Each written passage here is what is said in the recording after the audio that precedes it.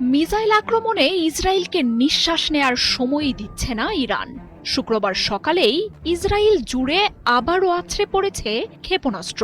Missile হামলায় আগুন জ্বলছে ইসরায়েলের দক্ষিণাঞ্চলের বিভিন্ন স্থাপনায়। ক্রমাগত শোনা যাচ্ছে বিস্ফোরণের ভয়াবহ শব্দ।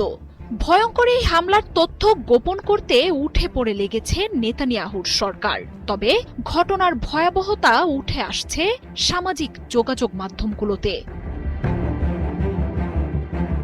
শুক্রবার সকালে ইরানের মিসাইল আঘাত হেনেছে ইসরায়েলের বীরশেবা অঞ্চলে। ভয়াবহ এই হামলায় কেঁপে ওঠে পুরো শহরটি। সামাজিক যোগাযোগ মাধ্যমে ছড়িয়ে পড়া ভিডিওতে ইসরায়েলে ইরানি মিসাইলের সরাসরি আঘাতের দৃশ্য ছড়িয়ে পড়েছে। টেক পার্ক হিসেবে পরিচিত বীরশেবা শহরে যেখানে মিসাইল হামলা হয়েছে, সেখানে মাইক্রোসফটের কার্যালয় রয়েছে বলে জানিয়েছে ইসরায়েল। মিসাইলের আঘাতে ধসে পড়েছে বহুতল অনেক ভবন। আগুন ছড়িয়ে পড়েছে চারপাশে।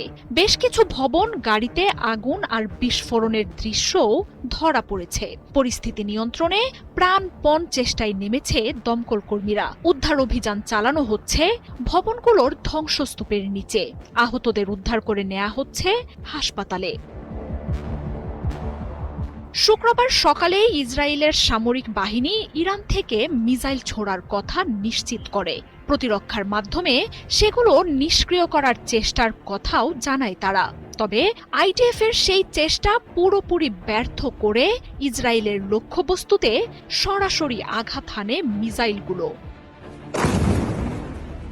ইসরায়েলের অর্থনীতি ও প্রযুক্তির অন্যতম এই প্রাণকেন্দ্রে হামলার ঘটনায় তীব্র আতঙ্কে ধুঁকছে ইসরায়েলিরা। গতকালই বীরশেবার সরকা হাসপাতালে হামলার রেশ না কাটতেই অঞ্চলটিতে ইরানের আরেক দফা হামলা এখন ধ্বংসস্তূপে পরিণত করেছে গোটা শহরটিকে। ইসরায়েলের নেগেভ ডেজার্টের নেভাতিম বিমান ঘাঁটিকে ঘিরেই বীরশেবা শহরটি গড়ে উঠেছে।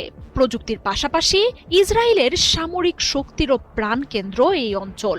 মাটির নিচে আর বেসামরিক ভবনগুলোর আড়ালে মোসাদ এবং সামরিক বাহিনীর ব্যাপক কর্মযজ্ঞ চলে অঞ্চলটিতে। এখান থেকেই নিজেদের যুদ্ধ কার্যক্রম পরিচালনা করে ইসরায়েলি বাহিনী।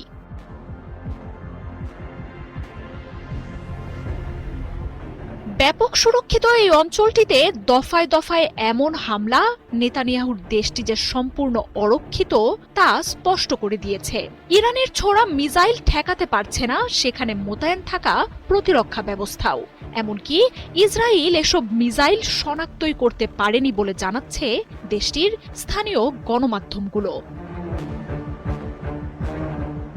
ইরান আগেই হুঁশিয়ারি দিয়েছে, ইসরায়েলে সাইরেনের শব্দ 1 মিনিটের জন্যও বন্ধ হতে দেবে না তারা।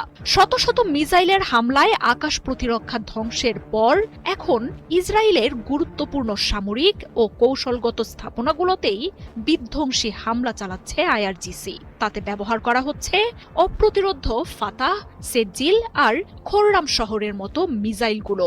এসব মিসাইল আটকানো তো দূর, শনাক্তই করতে পারে না ইসরায়েলের প্রতিরক্ষা। মার্জিয়া উপমা, ৭১।